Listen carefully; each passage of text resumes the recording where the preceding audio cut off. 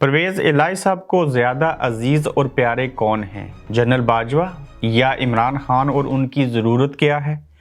मोनस इलाही का फ्रंटमैन गिरफ्तार है और 3 दिनों से उनसे कौन तफ्तीश कर रहा है? परवेज़ इलाही पर करप्शन के इल्ज़ामात लगे और इमरान खान उससे परेशान हुए। शहबाज हुकूमत IMF प्रोग्राम को ना उगल सकती है ना निगल सकती है, चूँकि जनेवा के अंदर 9 अरब के वादे किए गए और IMF की शराइत मानने से नया महंगाई का तूफान कैसे आएगा? मिशन पंजाब, क्या अता तारड़ और राना सनाउल्लाह सब कामयाब हो सकेंगे?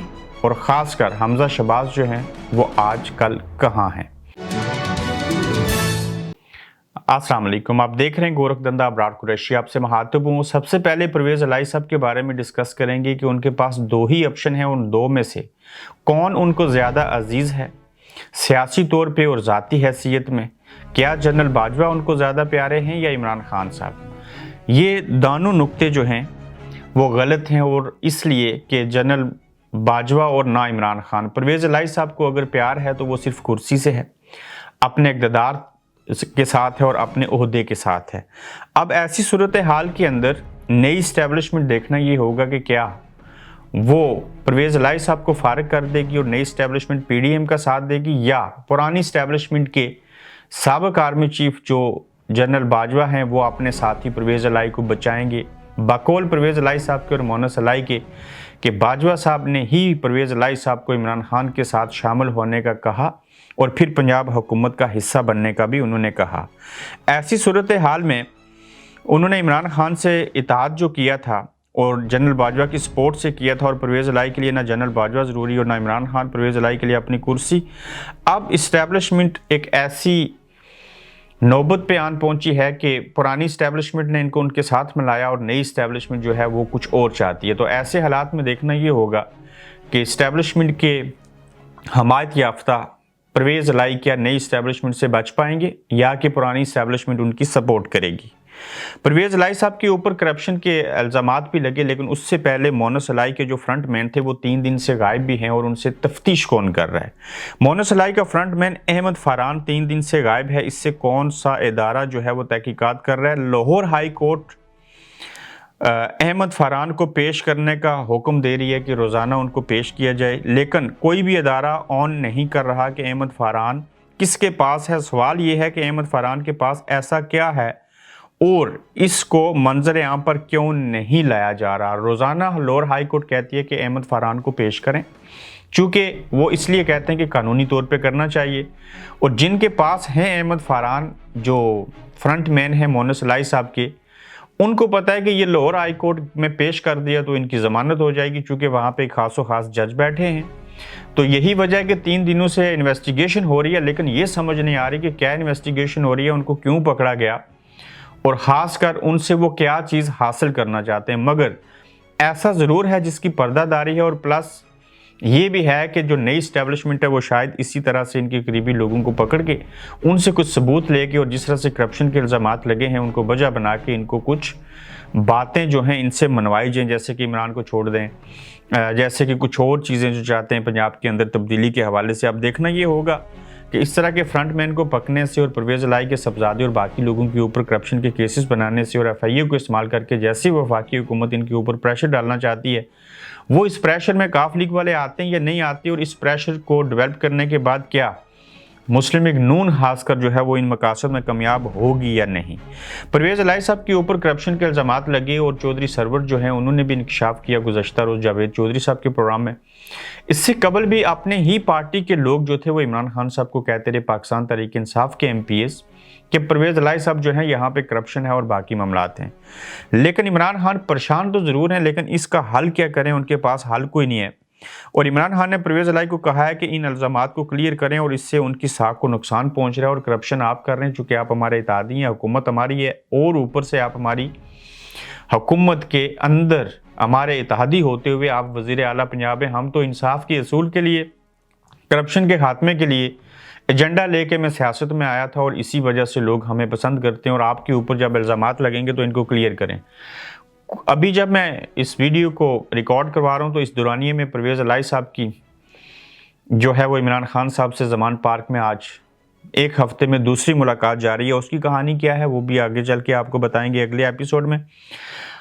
जब IMF ने ऐलानात किए 9 अरब की इमदाद देने का बाकी ममालिक समेत जो है वो कहा गया, तो आज बिलावल भुट्टो जरदारी साहब, वज़ीर-ए-आज़म शहबाज शरीफ साहब, मौलाना फजल रहमान साहब के साहबजादे शीरीन रहमान और जिसमें तारिक बशीर चीमा भी शामिल थे, और PDM के तमाम लोगों ने बैठ के, इत्तेहादियों ने प्रेस कॉन्फ्रेंस की और कहा कि अब गेंद हमारे हाथ में है, हम इमदाद लेके कौम के ऊपर निछावर कर देंगे। जैसे कहा था शहबाज शरीफ साहब ने कि मैं महंगाई को ख़त्म करने के लिए कपड़े भी बेचने पड़े तो मैं ऐसे करूँगा।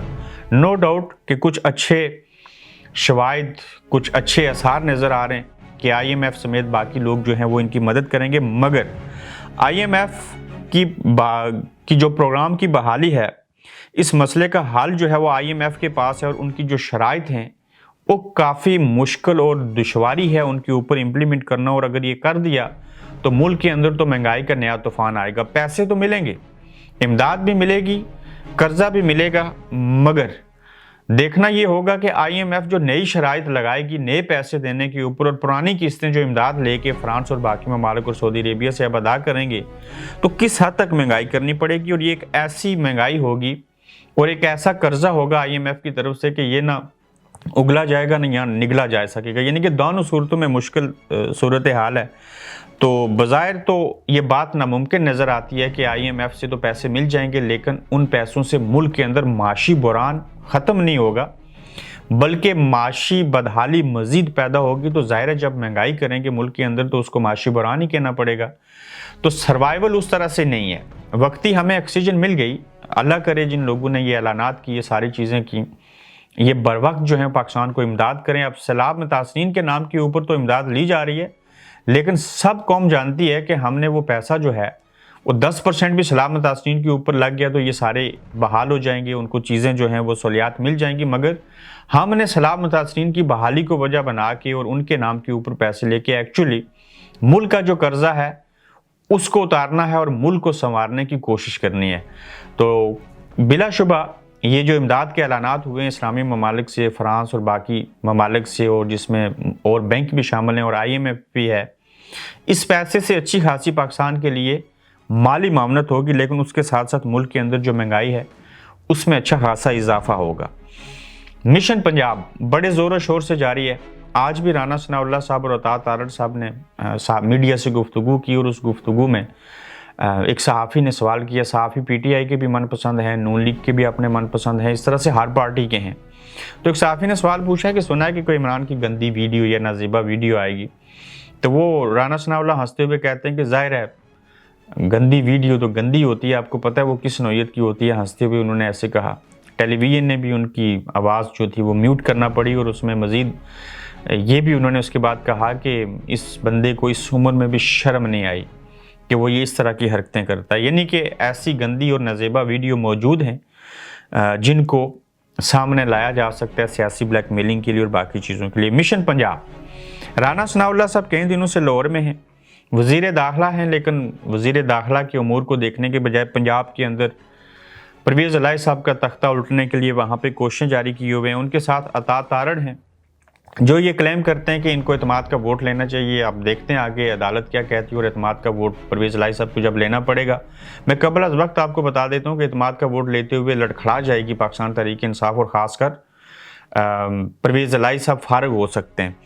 अदालत के फैसले की रोशनी में ही समझ आएगी कि एतमाद का वोट अगर लेना पड़ा तो ये अगर एतमाद खो गए तो मुस्लिम लीग नून का जो बंदा होगा वो, या PDM कह सकते हैं, वो वज़ीर आला पंजाब ऑटोमेटिकली बन जाएगा। लेकिन वो तमाम अमूर जिनके ऊपर तवज्जो देनी चाहिए थी, चीज़ें होनी चाहिए थी, अगर उनको छोड़ के राना सनाउल्लाह साहब लाहौर में आके बैठे तो इस मीन्स के वहाँ पे कुछ अहम चीज़ें होंगी। पंजाब असम्बली के मामलात और जोड़ तोड़ जो राना सनाउल्लाह साहब देख रहे हैं, अता तारड़ साहब देख रहे हैं, सवाल ये है कि हमज़ा शहबाज ख़ुद कहाँ हैं और क्या वो वज़ीर आला के उम्मीदवार होंगे। और ये भी देखना होगा कि राना सनाउल्लाह और अता तारड़ नून लीग का वज़ीर आला लाने के मिशन में कामयाब हो पाएंगे।